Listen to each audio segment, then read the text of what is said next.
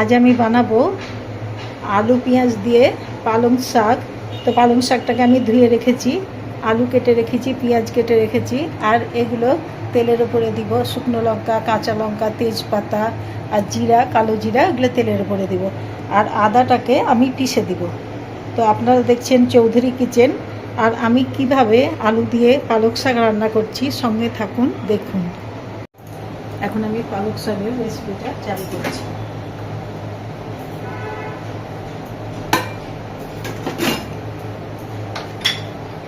প্রথমে তেল দিলাম, শুকনো লঙ্কা, কাঁচা লঙ্কা, তেজপাতা, জিরা, কালো জিরা,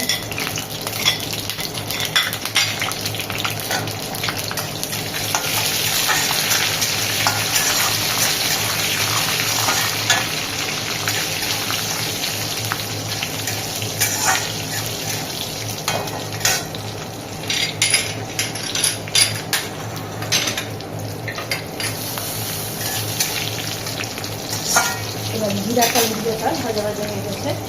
এবার আমি আলুটা দিয়ে দিচ্ছি।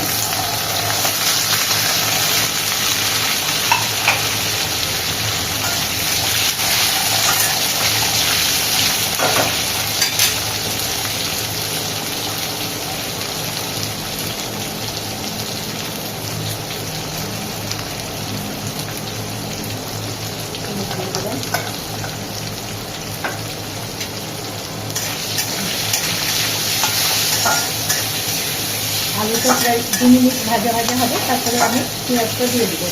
একটু আলুটা ভাজা ভাজা হোক। আলুটা 2 মিনিট হলো, এবার আমি পেঁয়াজটাকে দিয়ে দিচ্ছি।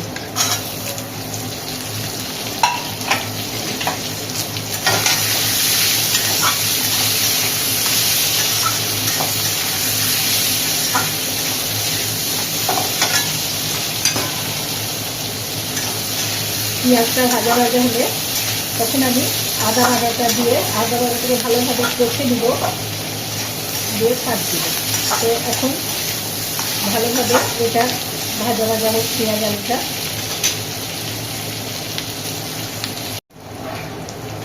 এবার আলু পেঁয়াজটা ভাজা হয়ে গেছে, প্রায় 5 মিনিট হলো, মানে 5 মিনিট ভাজলাম। এবার আমি আদা বাটাটা দিয়ে দিলাম।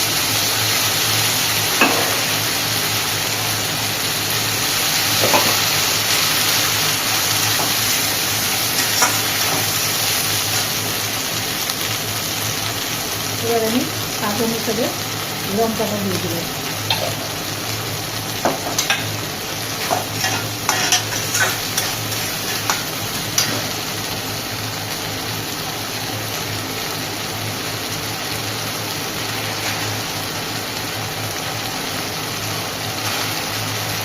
একটু আমি লঙ্কা পাউডার দিলাম, যেটা স্বাদ হবে আর দেখতেও ভালো লাগবে।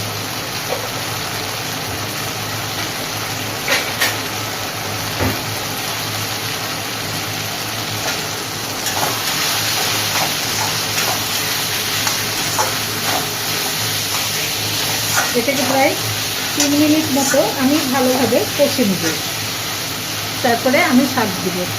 এবার আমি কষে নিই। 2 মিনিট হলো, এবার ভালোভাবে আদাটা কষা কষা হয়ে ভাজা হয়ে গেছে। এবার আমি শাক দিয়ে দেব।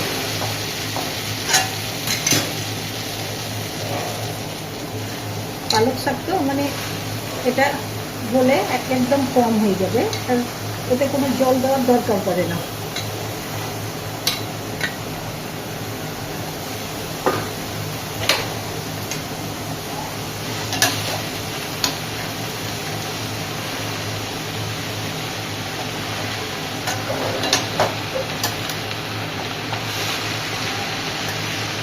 এখন আমি ঢাকা দিয়ে দেবো।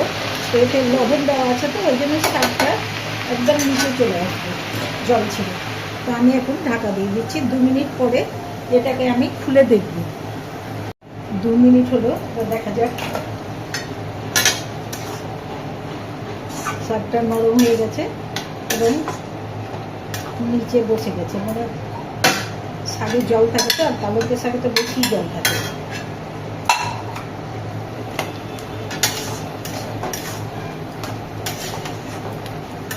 এবার প্রায় 3-4 মিনিট আমি ঢাকা দিয়ে রাখবো। একদম শাকটাও সেদ্ধ হয়ে যাবে, আলুও সেদ্ধ হয়ে যাবে।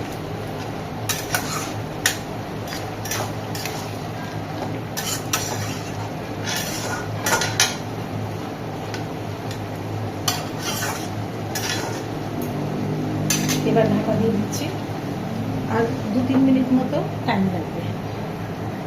দেখা যাক এবার।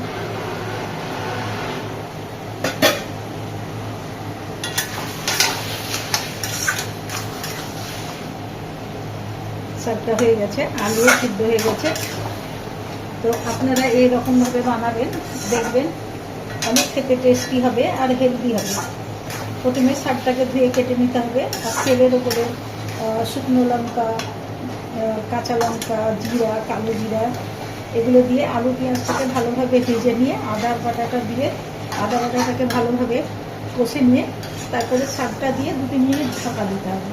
তো শাকের জল বেরোবে, তারপরে এটাকে নাড়াচাড়া করে খুব ভালোভাবে আরও 3-4 মিনিট ঢেকে রেখে তারপরে এই শাকটা বানাতে প্রায় 8-9 মিনিট 10 মিনিট মতো লাগবে, কিন্তু এই পালকের রেসিপিটা অনেক হেলদি আর টেস্টি হবে। মানে এতে পালক আছে, আলু আছে, আদা আছে। তো আপনারাও বানাবেন, দেখবেন আপনাদের ভালো লাগবে। আর আপনারা দেখছেন চৌধুরী কিচেন। এবার এটা হয়ে গেছে, আমি প্লেটে ঢেলে নিচ্ছি। আপনারা এরকমভাবে পালক শাক বানাবেন আলু দিয়ে, আদা বাটা দিয়ে, দেখবেন অনেক ভালো লাগবে আর হেলদিও হবে, টেস্টিও হবে। তো আপনারা বানাবেন, ভালো লাগবে। ভালো লাগলে আমার চৌধুরী কিচেনকে লাইক করবেন, কমেন্টস করবেন, সাবস্ক্রাইব করবেন। ভালো থাকবেন।